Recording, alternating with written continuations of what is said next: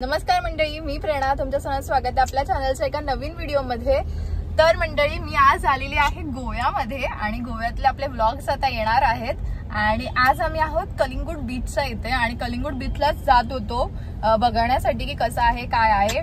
आणि हॉटेलवरून निघाल्यापासून जी आम्हाला ट्रॅफिक भेटली आहे ना, ती लिटरली आतापर्यंत आहे. गेलेलो पण त्यांचा पार्किंग स्लॉट फुल आहे, कुठेच जागा नाहीये गाडी लावायला. त्यामुळे आता रिटर्न निघालोय आम्ही. बघू आता पुढे कुठे मिळते काय जागा लावण्यासाठी गाडी. आणि तुम्हाला मी दाखवते की इथे पण किती जाताना पण किती ट्रॅफिक आहे ते.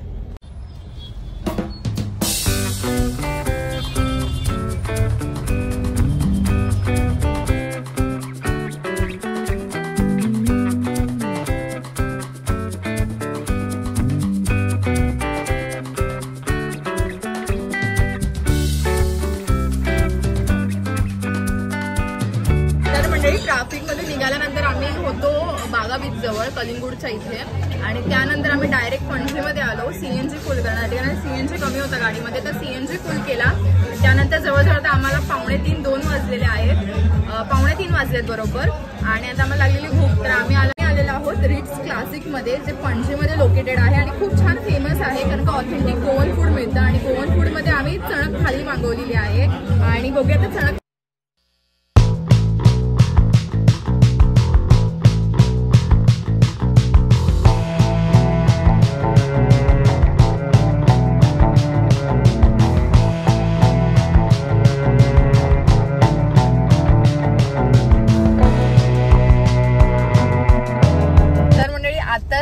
गाडीत बसलो, कारण का तिथे ना शूट करायला काही जास्त जमलं नाही. पण लोकेशन पण थोडंसं आत आहे त्यांचं.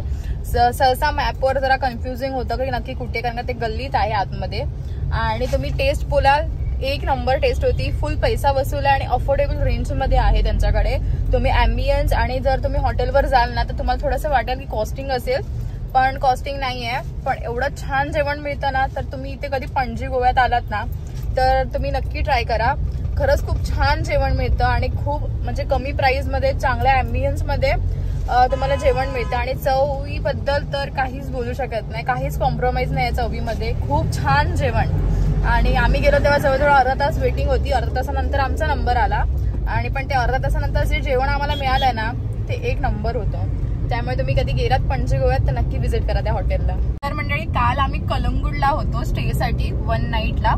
आणि तिथून आता आम्ही अंजुना बीचला स्टे घेतलेला आहे आणि तिथे चाललेलो आहोत. अंजुना बीचच्या जवळच आहे तो स्टे. मला नाव नाही माहिती, तर तिथे गेल्यावरच आपण बघूया काय नाव आहे रेस्टॉरंट बोलते हॉटेलचं. आणि हॉटेल बघूया कसं काय आहे. तिकडे आता सामान ठेवायचं आहे, त्यानंतर नियर बाय प्लेसेस आपल्याला व्हिजिट करायचं.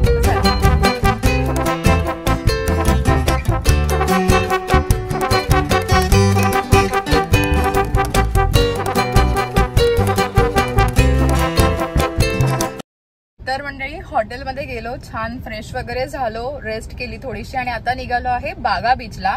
तर असंच कनेक्टेड राहा. आता जाऊया बागा बीचला, बघूया बागा बीचला अजून पण गर्दी आहे का आणि काय काय आहे तिथे. तर चला.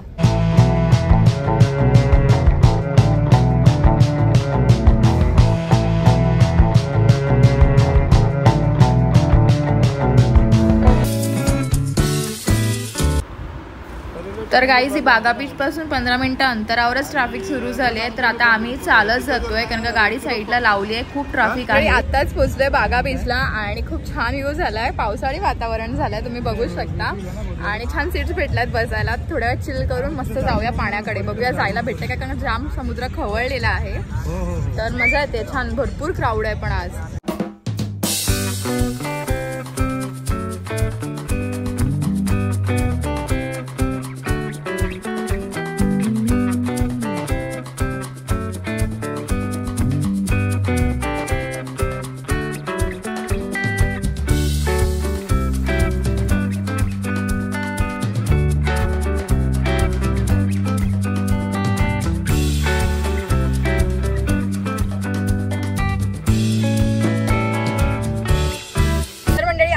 बागा बीच मधून आलो, छान बसलोय गाडीमध्ये, छान मजा आली आज बागा बीचला. छान चिल आउट केलं, मजा आली. क्राऊड खूप आहे, भरपूर जण गोव्यातच फिरायला आलेत असं वाटतंय. छान. आणि आता आम्ही निघालोय कलिंगूट बीचला, जे आपण सकाळी गेलेलो पण तिथे पण ट्रॅफिक होती आणि आता पण ट्रॅफिक लागलेली आहे. आता बघूया पुढे जाऊन काय सीन आहे. पण आज जरी ट्रॅफिक असली तरी कुठेतरी गाडी दाबून चालत जाऊ थोडंफार. आणि आज तर स्पॉट करायचाच आणि खूप गर्दी. आता बघूया कधी वेळ होतोय आणि कधी जातोय. चला. तर मंडळी तुम्हाला बोलल्याप्रमाणे खूप ट्रॅफिक आहे, खूप हेक्टिक झालं. मग आम्ही आपली गाडीच साईडला लावली आणि आता छान इथे विंडो शॉपिंग करत करत ह्या रस्त्यावरून कलिंगूटच्या आम्ही चालत जातोय आणि 15 मिनिटाचा रस्ता दाखवला. तर चला आता 15 मिनिटातच आपण कलिंगूट बीचला पोहोचणार आहोत. कसा माहोल असेल हे बघण्यासाठी मी एक्सायटेड आहे.